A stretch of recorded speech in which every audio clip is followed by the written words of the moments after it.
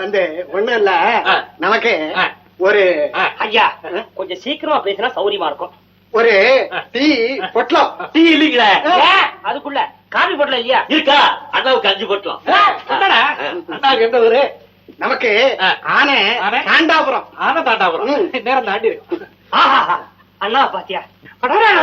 அண்ணாவை பாத்தீங்களா? நெத்தி நிறைய பொட்டு, முகம் நிறைய மீசை, வாய் நிறைய பல்லு. பல்லோ பல்லு. அசைப்புல பார்த்தா அண்ணன் ஒரு ஆணழகன்னே சொல்லலாம். தலையிலதான் ஒண்ணுமே இல்லை. என்னது முத்து? என்னடா கவனிச்சியா? என்னது? தலையில எறும்பு ஏறினா இறங்கும் போது ரொம்ப நிதானமா இறங்கணும், இல்லன்னா பொத்துன வலிக்கு விழுந்துரும். ஏறவே முடியாதேடா. யோ, என்னையா 4 பேர் வர்ற இடத்துல கிண்டலா பண்றீங்க? அண்ணா கோச்சு கூட கிண்டல் பண்ணல.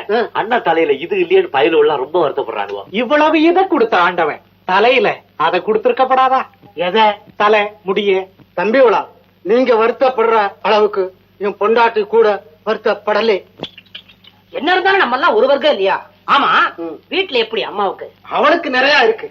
நானும் என்னென்னமோ தைலமெல்லாம் தடவி தடவி பார்த்தேன். அம்மாவுக்கா? இல்லையா, எனக்கு ஒன்னும் பிரயோஜனம். அண்ணா கவலைப்படாதீங்க, நம்ம கைவசம் தொழில் இருக்கு. பையா அதுவா? என்ன கொண்டாட சொன்னீங்க? வருத்தப்படாதீங்க, தைலம். அண்ணா இத எடுத்துட்டு போங்க. காலையில எழுந்துச்சோன்ன முதல்ல தலைகீழ நின்று சரசாசனம் பண்ணுங்க. அப்புறம் இந்த தைலத்தை சூடேற அளவுக்கு தலையில போட்டு தேய்க்கு. தடவுனா 8 நாளுக்குள்ள தலையே இருக்காது. என்னது? தலையே தெரியாத அளவுக்கு முடி கருகருன்னு காடு மாதிரி வளரும். காடு மாதிரி வளரும். கொண்டாங்க. இங்க திறக்காதீங்க, இங்க திறக்காதீங்க. ஏன் திறக்க கூடாது? இத கையில ஊத்துறா உள்ளங்கையெல்லாம் காடு மாதிரி முடி வளர்ந்துரும். அதுக்கப்புறம் பார்க்கல புல்லு வெட்டுற கத்திரியாலதான் வெட்டணும். ஆமா, இதுக்கு பகர் அதிகம்.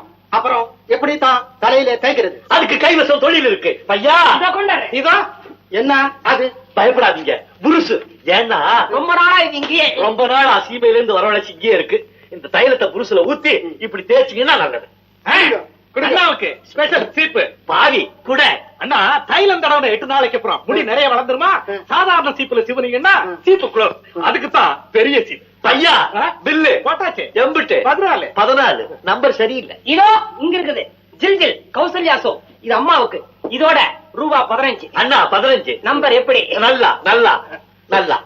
ரொம்ப சந்தோஷம். எடுத்துட்டு போ. அப்ப சந்தோஷம் தானே? போயிட்டு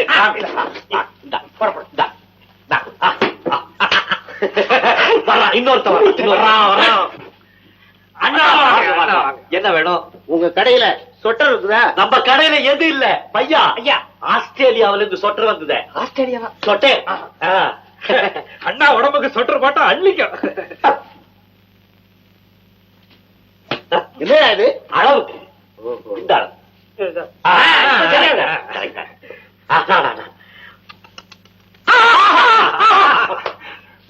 என் குழந்தைக்கு இல்லையா, எனக்கு. இது உங்களுக்கு தான்.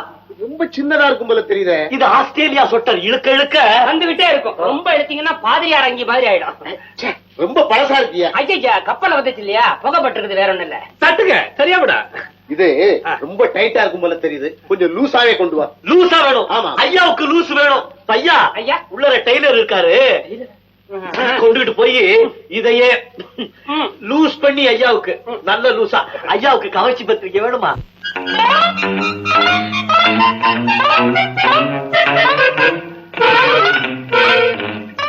இன்னும் கொஞ்ச நேரம் தாமசமா வந்திருந்தீங்கன்னா இந்த சொட்டர் உங்களுக்கு கிடைச்சிருக்காது. ஏன்?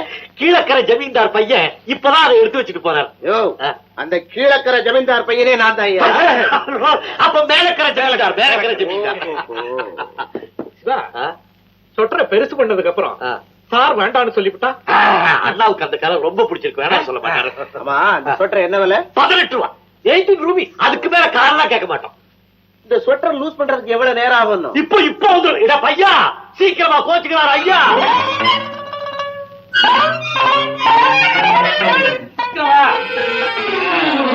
டெய்லர் பெருசு பண்ணிட்டாரா?